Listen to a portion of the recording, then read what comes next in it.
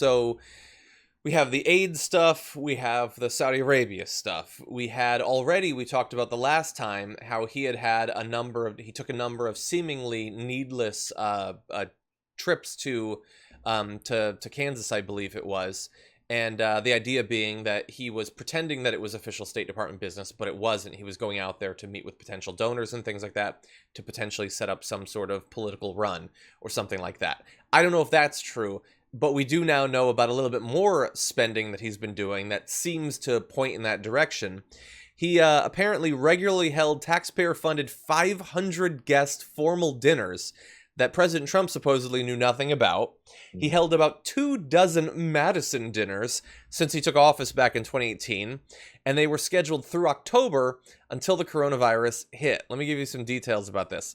So State Department officials involved in the dinner said they had raised concerns internally that the events were essentially using federal resources to cultivate a donor and supporter base for Pompeo's political ambitions, complete with extensive contact information that gets sent back to Susan Pompeo's personal email address. And if that seems like, well, I mean, come on, hypothetically, anytime you have a dinner, you'd be talking to people. Some of the guests include Laura Ingraham, Matt and Mercedes Schlapp. So these are huge Republican donors, funders, and all of that. They needed to be at this State Department dinner. And they get all the information. Chick-fil-A CEO Dan Cathy, who again is a major donor for Republican politicians.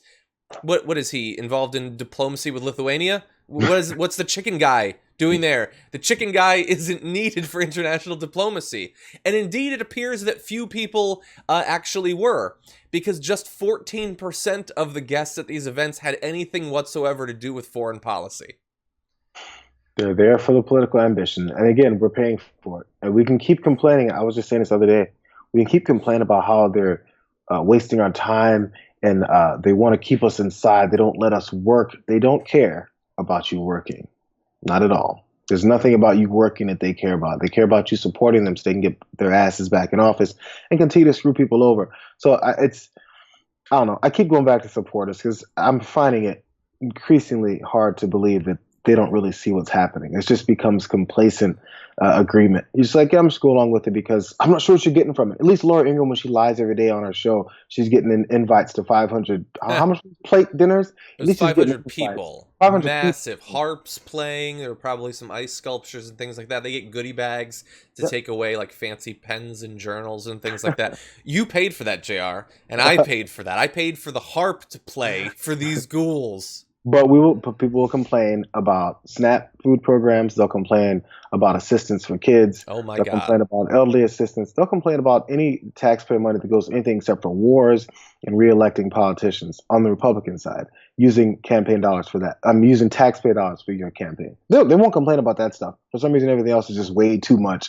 to provide. Oh, healthcare? Oh my God. How much we spend on healthcare? How much are we spending on things like this that they actually despise you? They're laughing. They sit their heads back at these things and do the rich man chuckle when they're holding their glass of whatever fancy drink like this. They have to hold it just like this. I don't even know. It's been a while since I watched Frasier. I don't know what fancy drink. Here it is. I have one. Yeah? You have to hold their glasses just like this. Exactly. The point about SNAP is a great point, JR. That I don't even know what fancy food they're eating. Something fancy. That's okay. Except in my glass, all I got is lemonade. So, I mean, I don't have the fancy drink. Yeah, I don't either. I have this is why I'm falling apart physically. I'm drinking Green Monsters in the morning and I'm dying. Now let's tie this all together, because this last bit about the dinners and stuff isn't necessarily just another separate scandal. It might indeed be tied in with what we were talking about with the Inspector General. We don't know for sure. It's unclear whether the Inspector General was also investigating these Madison dinners, but two administration officials told NBC News that Linick made some type of inquiry to the protocol office last week before he was fired. One of the officials said Pompeo's office was then notified. I mean, we don't know, but come on, people. Oh my God. Hey. No, it's about the walking the dog. That's what it was. It was about him having an aide walk a dog. It's not that he's worried that the incredibly expensive campaign dinners that we're paying for are going to finally be cut off, and it's going to create a scandal that hypothetically could hurt his future political run. No, he would never let those considerations lead to an IG being fired. Why not? They're throwing them all overboard. Why not add one more to the pile at this point? I tweeted, in DC right now, if an inspector general looks you dead in the eye, they get fired. That's all it takes at this point is eye contact. And they set you on fire. It's unprecedented. It's unprecedented. I'm not sure how much further it can go before people realize it's exactly what it looks like. You don't have to. These aren't okay. You can connect the dots on something like when things get reported back to the wife of the guy who's misusing government funds to pursue his political career. You can't connect those dots, but you can somehow connect the dots on Obamagate when there's nothing. You can connect those dots. You can connect the dots on spraying Lysol in your face for coronavirus.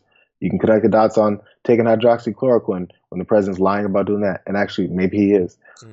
But either way it goes, you can make all those things and assume that it's fine, but you don't think this is a reality. Yeah, it's willful. Look, I like I said before, I don't know what Obamagate is, and that is the thing I have most in common with Donald Trump. He doesn't know what it is either. But what I suspect it is if you are desperate to be able to pretend to care about government corruption, but you have an ideological reason that you have to ignore all of this abundant corruption going on, then it's convenient to have this other thing to talk about.